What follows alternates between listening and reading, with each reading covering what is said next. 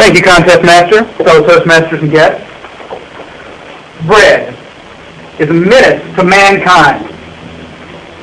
In the next few minutes, I'm going to explain to you why bread may be the worst thing we face in our civilization and what you can do about it. Let me start with a statistic. 95% of all criminals are bread users. Shocking, isn't it?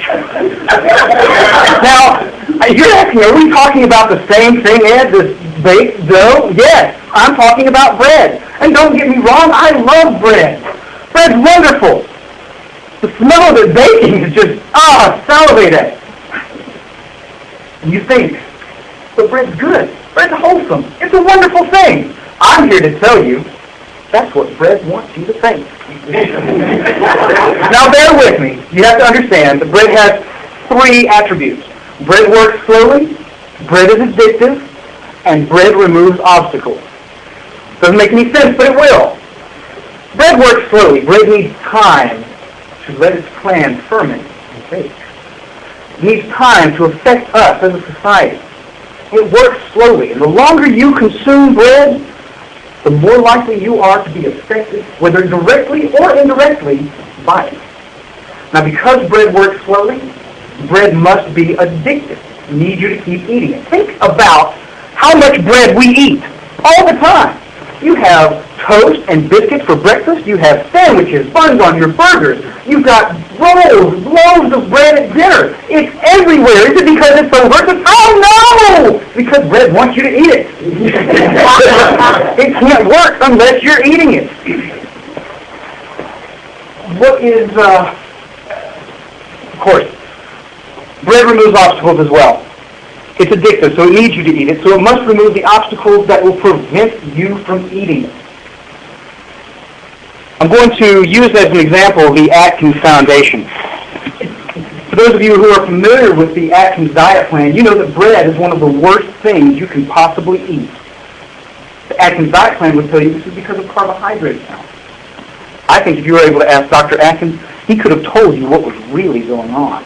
He knew about bread. He knew bread's designs on our species. Where is Atkins now?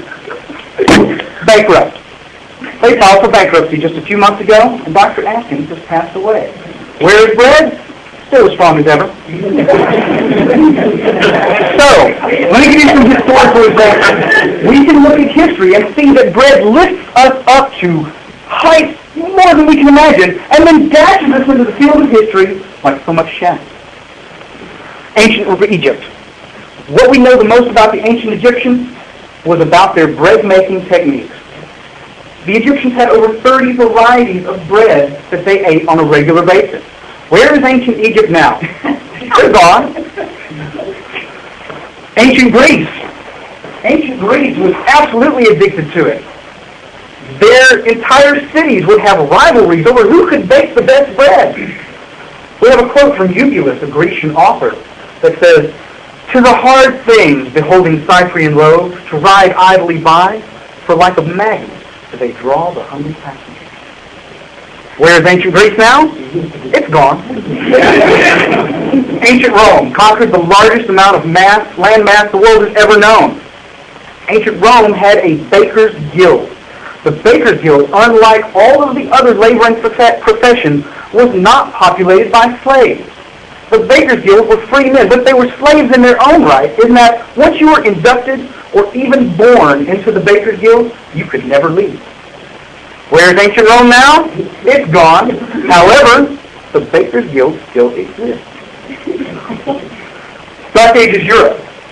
Dark Ages Europe. Bread was such an economic force in Dark Ages Europe that there were laws restricting the amount of sale, or that you could sell it by, the price for buying it, selling it, the components of it, how you made it, how you purchased it and sent it out. What happened to Dark Ages Europe? I think you've all heard of something called Black Plague. Terrible, terrible thing. The Black Plague was carried by rats. Rats were carried by transport. Transport was carrying bread. Thank you. So let's recap. Ancient Egypt, bread. Ancient Greece, bread. Ancient Rome, bread. Dark Ages Europe, bread. China, Japan, they're still there, right?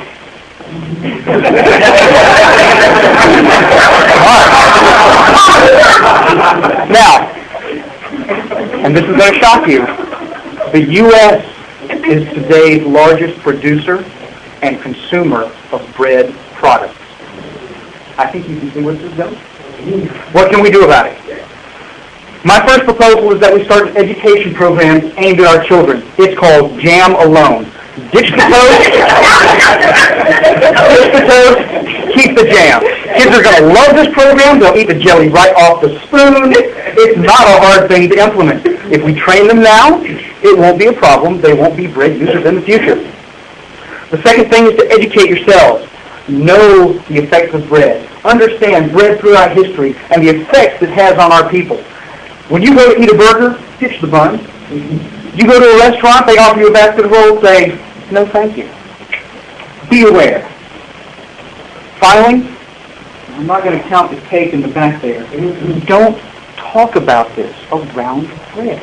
If it knows what you're up to, it will know that you're aware and you are more susceptible. You are more at risk for bread's effects to work upon you.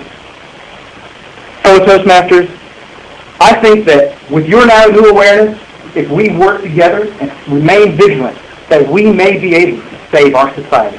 Mr. Contest Master.